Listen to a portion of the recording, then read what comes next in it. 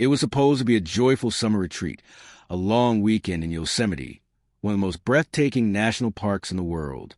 For George Penca, 30 years old, it was meant to be a break from routine, a weekend with friends. Fresh air, faith, laughter. But by sunset that Friday, June 17th, 2011, the laughter had turned into whispers. By nightfall, it turned into panic. And by the next morning, the entire mountain was searching for him, because George had vanished.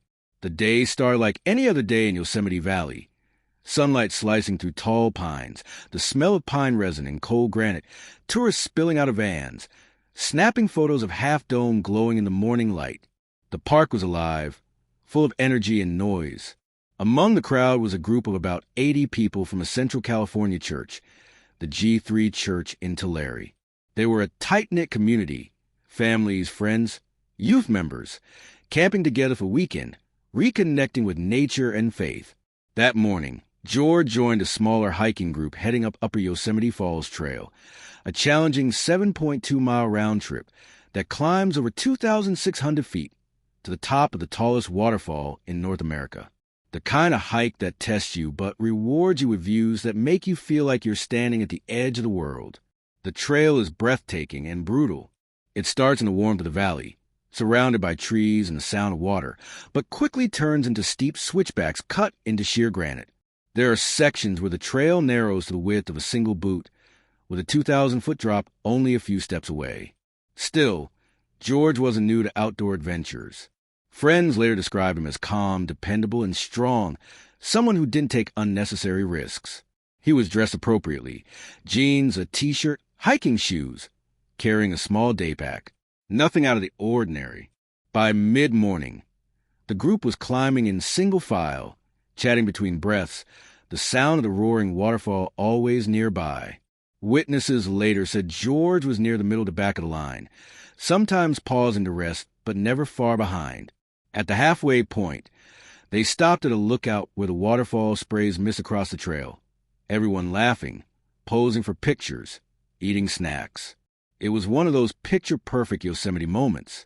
But that's the last photo anyone ever took of George. As the group continued upward, the trail got steeper, rougher. The summer heat began to rise, and some hikers turned back early. By about 2 p.m., those who reached the top were scattered around the viewing area, resting, refilling water bottles, taking in the view. At some point during that stretch, George fell behind. Exactly when and where remains unclear. Some hikers recalled seeing him on the upper switchbacks, still ascending. Others believed he might have stopped near the halfway point, planning to wait for the group's return. Either way, by the time everyone regrouped at the bottom trailhead later that afternoon, George wasn't there. At first, nobody panicked. It was easy to assume he'd taken a slower pace or stopped for a photo. The Upper Falls Trail is popular and well-marked. Losing someone seemed impossible. But as hours passed, the mood changed. Calls to his phone went unanswered. People began retracing their steps up the trail. By early evening, the light was fading and a cold wind swept through the valley, the kind that chills fast after sunset. They searched the parking lot, nearby restrooms, and campgrounds. His car was still parked where he left it. His friends realized something was terribly wrong. At 8 p.m., park rangers were officially notified. Within an hour, the first search teams were dispatched. Yosemite Search and Rescue Unit YOSAR is one of the most experienced in the country, trained for everything from high-angle cliff rescues to multi-day wilderness searches.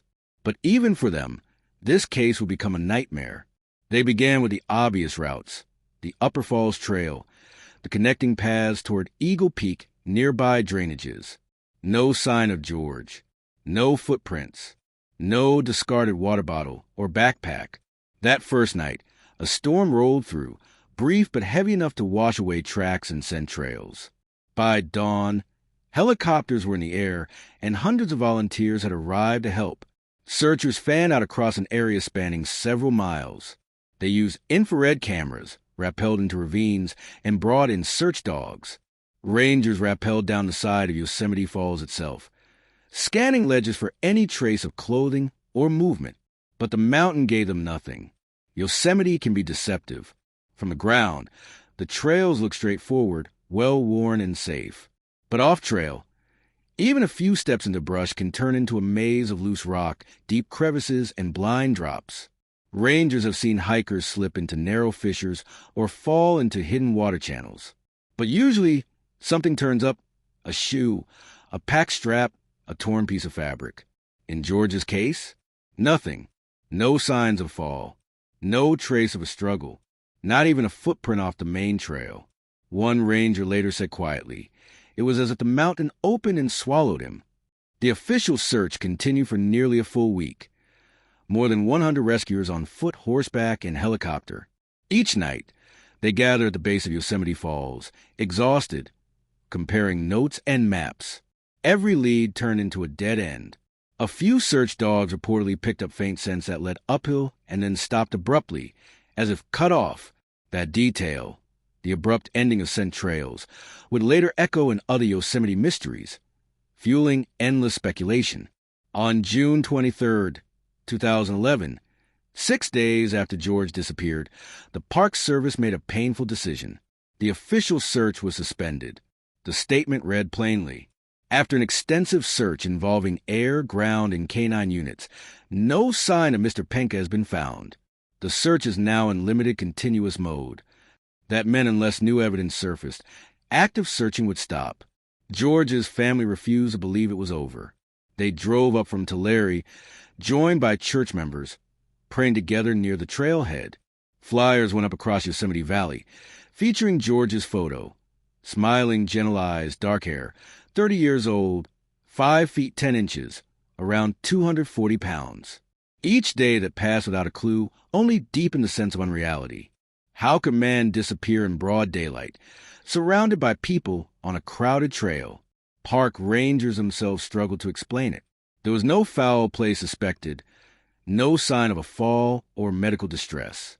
He had simply vanished, and so began one of Yosemite's most haunting modern mysteries. Not an accident witnessed, not a trace recovered. Just silence, stretching endlessly across the granite walls of the Sierra Nevada. In the years since, hikers still pass the spot where George was last seen.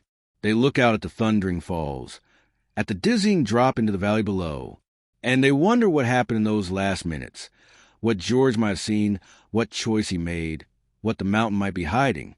Because in Yosemite, beauty and danger live side by side. And sometimes the mountain doesn't give them back. The trail to Upper Yosemite Falls is one of those hikes that humbles you, not because it's particularly long, but because it feels alive. Every step up the granite switchbacks seems to whisper something ancient.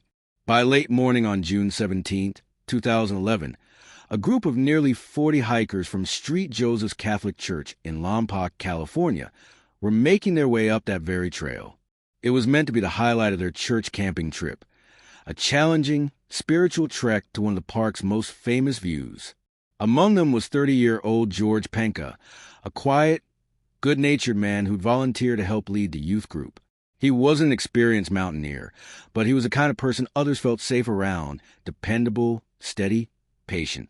He'd been up early that morning, helping organize gear and snacks for the younger hikers.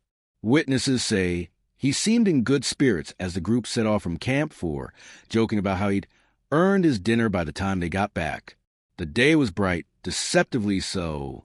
Yosemite in early summer can change in an instant, but that morning the sky was a pure, cloudless blue.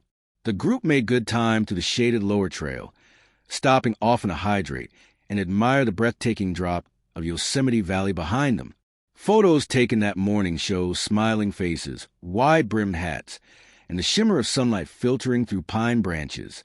In one image, George stands at the edge of a rocky overlook, his arm around another hiker's shoulder, eyes squinting against the glare. It's one of the last confirmed pictures of him alive. As they neared the top, the group began to spread out naturally, the faster hikers pushing ahead, the slower ones lingering behind. This was normal. Upper Yosemite Falls Trail is narrow and steep in sections, and hikers often move in clusters rather than one tight pack. At some point after the group reached the upper lookout, George was seen taking a short rest, sitting on a boulder near the trail. He told one of the younger hikers he'd catch up soon. No one knows exactly what happened after that. When the main group gathered back at the trailhead later that afternoon, George wasn't among them. At first, there wasn't much panic. Yosemite's trails are vast and filled with offshoot paths. It wasn't uncommon for someone to take a longer route down or linger to enjoy the view. A few members assumed he'd simply taken another path back to camp. But as the minutes stretched into hours, concerns started to build. By evening, when the sun dipped behind the cliffs and the temperature dropped sharply, that concern turned into fear. The group leader contacted park rangers, who immediately launched a search operation. Rangers were well aware of how unforgiving the Upper Yosemite Falls area could be. The terrain was steep, the drop-offs abrupt, and the dense brush could easily conceal someone who'd slipped or lost their footing. By nightfall, search teams equipped with flashlights and thermal gear were combing the trail, calling out George's name into the dark. He never answered. Over the next several days, the search for George Penca became one of Yosemite's most intensive missing person operations of that summer. Helicopters circled the valley, rangers rappelled down cliffs, and tracking dogs scoured the underbrush. Friends and family from Lompoc drove hours to join the effort, clinging to hope that he'd simply gotten lost, maybe injured, but alive. The weather, however, wasn't on their side. Temperatures plummeted at night, and a thin mist rolled to the valley each dawn, erasing tracks and scent trails. Rangers described the conditions as confounding. One moment, the path was dry and dusty. The next, it was slick and treacherous. If George had stepped just a few feet off the main route, he could have vanished from sight entirely. Search dogs reportedly followed a faint trail leading west from the lookout, then lost it abruptly near a sharp incline. There were no signs of struggle, no discarded items, no footprints leading to water. It was as if the ground itself had swallowed him. When the official search concluded a week later, authorities had no leads, no evidence, and no explanation. Yosemite's missing person reports are usually tragic but straightforward: a fall, a drowning, an animal encounter. But George's disappearance didn't fit any of those. There was no fall zone disturbed, no torn clothing, no remains, and no witnesses to a slip or cry for help. Even seasoned rescuers were unsettled. One ranger later commented off-record that he'd never seen such a clean vanish. It was as though the park had decided to keep him. In the month that followed, George's name joined a small but haunting list. People who entered Yosemite and were never seen again. Theories emerged that he'd wandered off the trail and fallen into a hidden ravine, that he'd suffered heat exhaustion and collapsed out of sight. Some whispered darker possibilities: an encounter with someone else in the wilderness, or even voluntary disappearance. But those who knew him dismissed that outright. George was deeply rooted in his community, close to his family, and devout in faith. He wouldn't have walked away. As the summer of 2011 faded, the park returned to its usual rhythm. Tourists with cameras, the roar of the waterfalls, the distant echo of laughter. But for those who knew George, Yosemite would never look the same again. The granite cliffs that once seemed majestic now carried a quiet menace. Somewhere up there, beyond the reach of the trails and the noise, the mystery of what happened to George Penca remained, waiting, silent, unsolved. There's a saying among Yosemite search and rescue rangers: the park gives and the park takes. They don't mean it poetically. They mean it literally.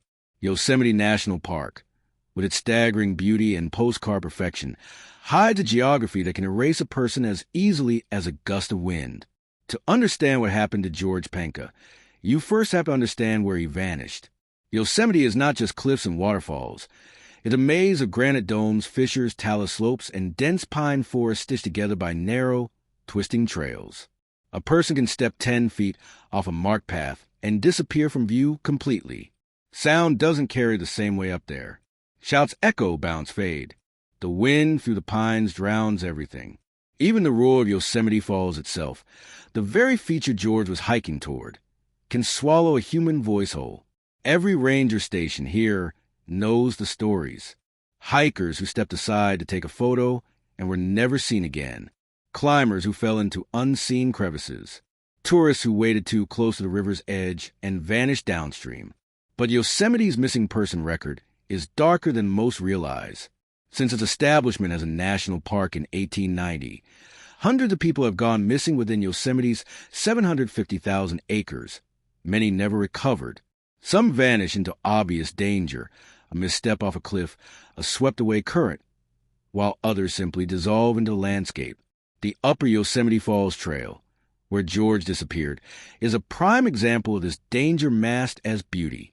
Rising more than 2,400 feet above the valley floor, it's one of the park's steepest routes. The trail snakes along exposed ledges and switchbacks, with sections so narrow that two hikers can't pass without one pressing against the rock wall. The granite radiates heat by day and chills to near freezing by night. A moment's disorientation, a patch of loose scree, or even fatigue can lead to disaster. And yet, nothing in the search for George suggested an accident they could locate. Rangers expected at least some sign, a torn shirt, a shoe print, a scrap of paper carried by the wind, but they found nothing. It was the same eerie silence that echoed through several of Yosemite's other vanishings. Take the case of Stacy Ayres, the 14-year-old girl who disappeared in 1981 from the High Sierra camp near Sunrise Lakes, a place not far from where George would later vanish. She was on a short walk, visible to others one moment, gone the next. Despite extensive search efforts, only one small piece of photographic equipment was ever found. Her body was never recovered. Or Timothy Barnes, a seasoned hiker from Sacramento, who in 2006 went missing near Hetch Hetchy after separating from his group. Searchers scoured miles of wilderness, dense with granite boulders and manzanita brush, but no trace of him was ever discovered. Yosemite's missing cases share a disturbing pattern. They often occur close to trails, near populated areas, in good weather, and with no clear cause. Search and rescue veterans say that the park eats clues. The terrain, the wildlife, and the relentless weather seem to erase evidence within days, sometimes hours. In George's case, rescuers face an additional challenge. Upper Yosemite Falls is one of the busiest trails in the park, with hundreds of visitors daily during summer. The ground is trampled, footprints overlap, and scent trails vanish quickly. Even search dogs struggle in that environment. A misstep off the trail might lead into a labyrinth of cliffs and gullies too steep for teams to safely navigate. What haunts investigators most is how sudden it must have been. George wasn't hiking alone through some remote canyon. He was with dozens of people on one of the most popular trails in the country on a bright summer day. And yet, within minutes, he was gone. Park officials reviewed every detail. There was no report of wildlife encounters, no evidence of foul play, and no personal conflict within the group. His pack and gear were ordinary, nothing missing or unusual. He wasn't under the influence, nor was there any sign he'd wandered intentionally. Even his family described him as level-headed, responsible, and deeply religious, not someone prone to risk-taking or impulsive behavior. As weeks turned into months, Yosemite's terrain swallowed the search effort just as completely as it seemed to have swallowed George. Helicopters continued to survey ravines. Rangers returned season after season, checking runoff zones and talus piles after snowmelt. Nothing surfaced. To some in the ranger community, Yosemite's missing cases represent the limits of human control. Despite GPS, maps, and radios, the wilderness remains indifferent. One miscalculation, one wrong turn, and you cross an invisible threshold from civilization into something primeval. But there's another aspect of Yosemite's dark record that lingers in the background. The stories whispered by those who spend enough time in the park's remote corners. Strange lights seen over cliffs, disembodied calls echoing from canyons, shadows that move where there should be none. These tales, passed from ranger to ranger, aren't printed in official reports, but they persist, as if the park keeps a tally of its missing not only in names but in echoes. When George Penca vanished, Yosemite was already a place of legends, both natural and human. His disappearance added one more to its long, uneasy history. Because what happened to George wasn't just another hiker lost in the wilderness. It was a modern reminder that even in the age of GPS and satellite maps, there are still places that can make a person and every trace of their existence disappear. And the more you study those places, the more it begins to feel less like coincidence and more like a pattern carved deep into the granite itself. Silent, patient, and waiting. When the call came, it was the kind every family dreads but never expects. George Penca, the dependable son, the quiet volunteer, the man who never left things unfinished, was missing. Word spread through Lompoc like a sudden chill. Within hours, George's parents, siblings, and pastor were on the road, making the long, uneasy drive to Yosemite National Park. The highway that cut through Tulsa's open fields and into the Sierras had never felt longer. Every passing mile deepened the disbelief. How could someone like George, a man surrounded by nearly 40 people on a public trail, simply vanish? When the family arrived at Camp 4, the search command post was already buzzing with activity. Park rangers in khaki uniforms moved briskly between maps and radio tents. Volunteers huddled around folding tables with topo maps spread before them, tracing routes with trembling fingers.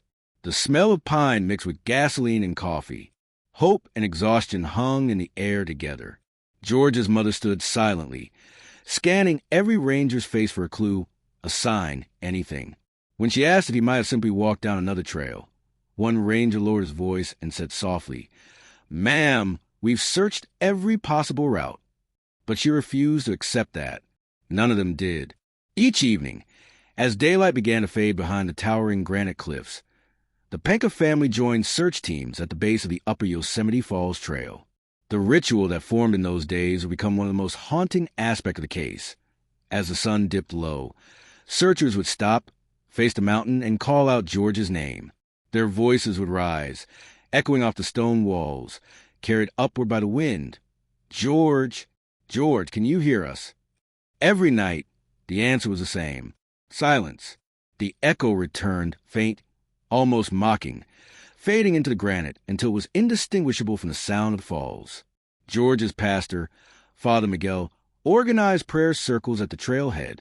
Dozens of people, park visitors, church members, even rangers, joined hands beneath the towering cliffs, praying aloud that George would be found safe. One volunteer later recalled how strange it felt, praying in a place so beautiful yet so unyielding, as if the park itself listened but did not care. Meanwhile, unofficial searchers refused to stop even after the National Park Service began scaling down operations. Some volunteers hiked miles beyond the designated search grid, convinced George might still be alive, injured perhaps, but sheltering somewhere in the wilderness. They packed food, blankets, flashlights, leaving supplies in alcoves and under overhangs, in case he found them. Every snapped branch, every distant rustle in the pines sent hearts racing. But each time, it led to nothing, just wind, wildlife, or the endless echo of their own footsteps. On the seventh day, park officials held a press conference. Their tone was measured, their words precise. "We have found no evidence of foul play," one ranger said, "and no evidence of anything at all." The phrase lingered. No evidence of anything at all. For George's family, that was impossible to process. A person doesn't just evaporate in broad daylight. There were no cries, no falls witnessed, no struggle, no trace of clothing, no gear. Dozens of hikers on the same trail that day remembered seeing George, then suddenly not seeing him. It was as if he had stepped behind a curtain and never stepped back out. Even after the official search ended, the Pencas refused to leave. They extended their stay, sleeping in a small cabin near the valley floor, spending each day walking the same paths, scanning the same ravines that rangers had already searched 100 times. They left notes pinned to tree trunks, written in neat, shaky handwriting. Asterisk, "George, we're here. We love you. Stay strong." Asterisk. Each night, they gathered again at the base of the trail, waiting for some kind of sign, a shout, a movement, anything to prove he was still out there. Back home in Lompoc, the community mobilized. Friends and parishioners launched fundraisers to support the family's extended stay. A Facebook page titled "Find George Penca" began circulating photos, maps, and amateur theories. Some users speculated about hidden caves, others about uncharted ravines. A few questioned whether foul play might be involved. A stranger on the trail, an accident witnessed by no one. But even online, the same maddening questions surfaced again and again. How does a man vanish in front of witnesses?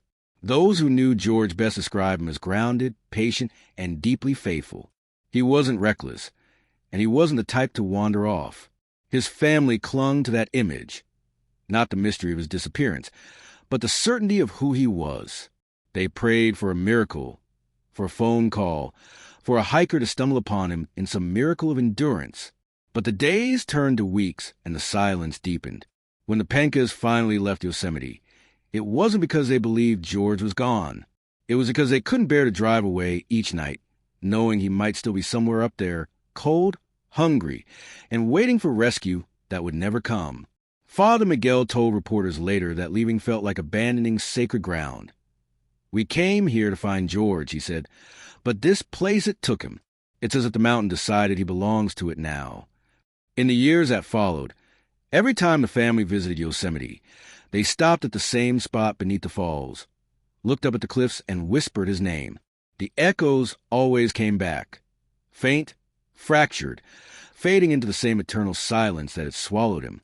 No one has ever been able to explain how it happened. A man surrounded by dozens of people, on a clear day on a marked trail, vanishing into nothing, leaving behind only faith, questions, and the haunting certainty that the wilderness had witnessed something it refused to share. In the months after the search for George Penca ended, the noise faded. The media moved on. The park returned to its rhythm of tourists and thunderous waterfalls, and the Penca family was left with a kind of silence that stretched wider than the valley itself. But Yosemite doesn't forget its ghosts. It just hides them well. Over the years, George's name became one of those whispered around campfires and ranger stations, part of a small but chilling collection of unsolved vanishings that haunt the park's history. Guides still mention him to new search and rescue recruits. The man who vanished in plain sight. His disappearance wasn't just another statistic. It was a story that refused to settle.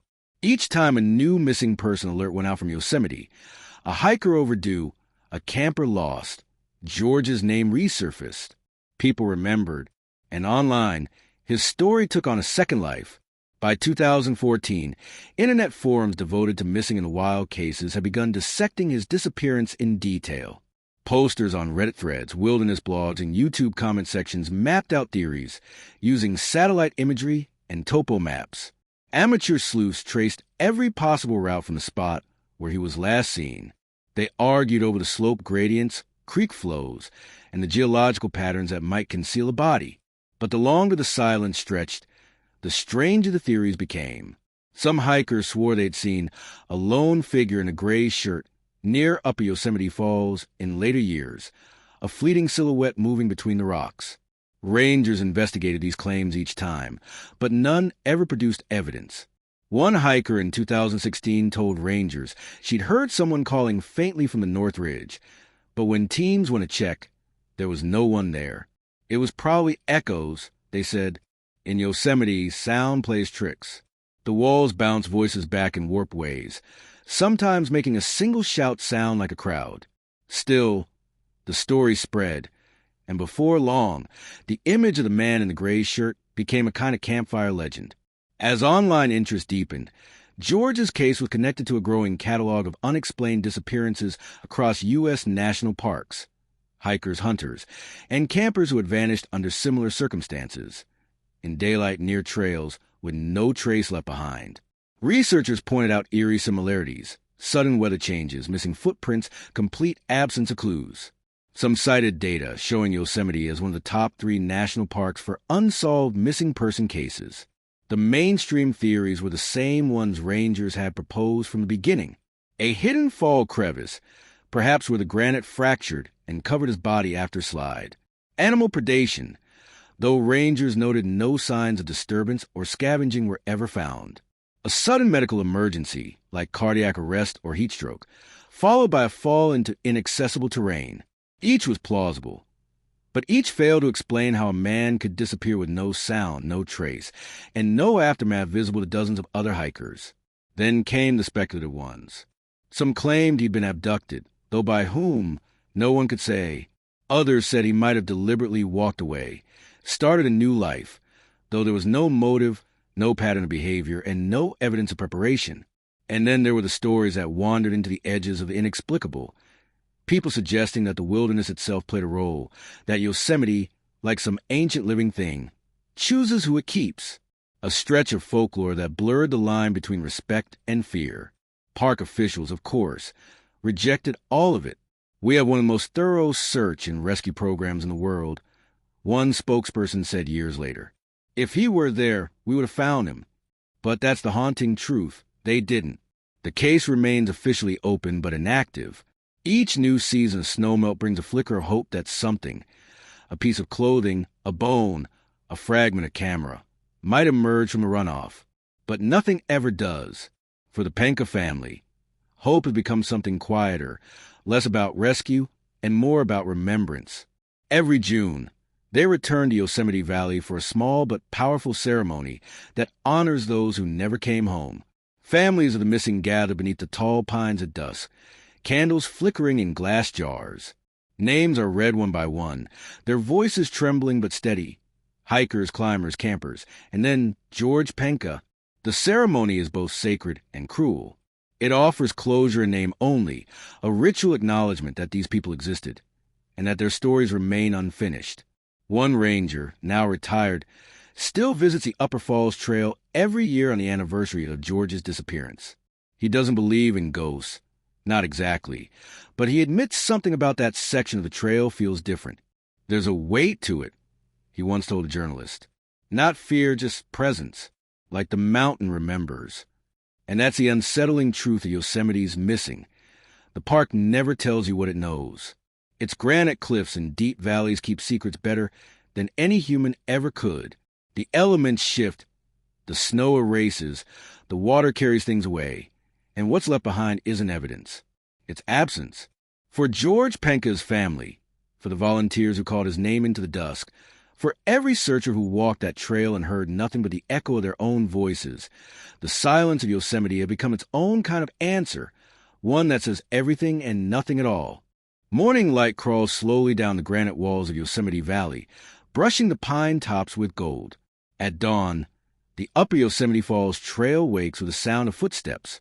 Hikers, photographers, families, all following the same narrow path George Penca walked more than a decade ago.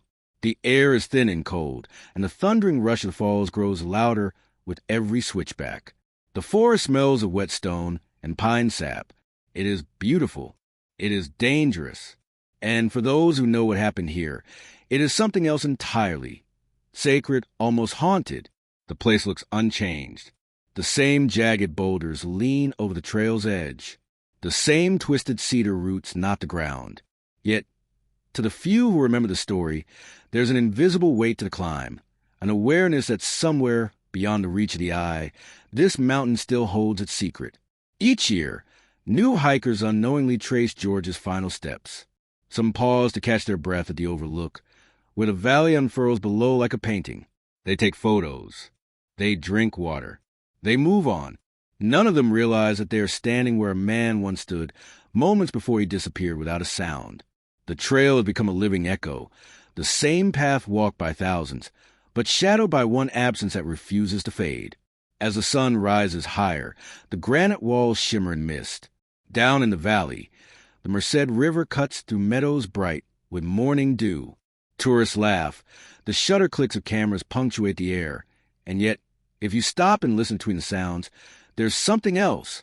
The low, endless roar of the waterfall, deep and hollow, like a breath that never ends. It is here, amid this mixture of beauty and peril, that the mystery of George Penca becomes something larger than one man's disappearance. It becomes a parable about human fragility. How small we are against the scale of nature, how quickly certainty turns to questions, and how, even with all our tools and technology, we are never truly in control out here. Yosemite, with all its awe, is not just a place of wonder. It's a reminder. Every year, people come seeking peace, adventure, or transcendence, and the park gives them all of that. But sometimes it asks for something back. A retired ranger, when asked years later about George's case, put it simply, asterisk sometimes Yosemite doesn't give them back. Asterisk he wasn't being poetic. He was being honest. The wilderness here doesn't yield its dead easily. Crevices go unnoticed for decades. Snowmelt shifts rock and hides what lies beneath. The park is alive, always moving, reshaping, reclaiming. And maybe that's why George's disappearance lingers, not just as an unsolved mystery, but as a reflection of something deeper in us. Our need for answers. Our belief that every question must have one. Yet the truth of Yosemite and of life itself is that not everything is meant to be found. For the Penca family, faith filled the silence. For his friends, hope kept the story breathing. For the rangers, professionalism demanded they let go. But for the rest of us, the strangers who come after, drawn by the story of a man who vanished into air, the mystery remains an invitation to humility. As the day fades, the last light spills across the upper cliffs. The wind rushes through the pines, carrying the faint, distant sound of water hitting stone. Down by the base of the falls, if you stand quietly, the noise becomes hypnotic, an endless, churning rhythm that drowns thought. It's easy to imagine the searchers still there, years ago, standing in that same spot at sunset, calling George's name into the canyon, each voice rising, echoing off the rock, fading into the roar, and then silence. Always silence. His case remains open in Yosemite's archives. A line on paper. No remains. No gear. No resolution. Just a blank that swallows every theory, every hope, every desperate plea for understanding.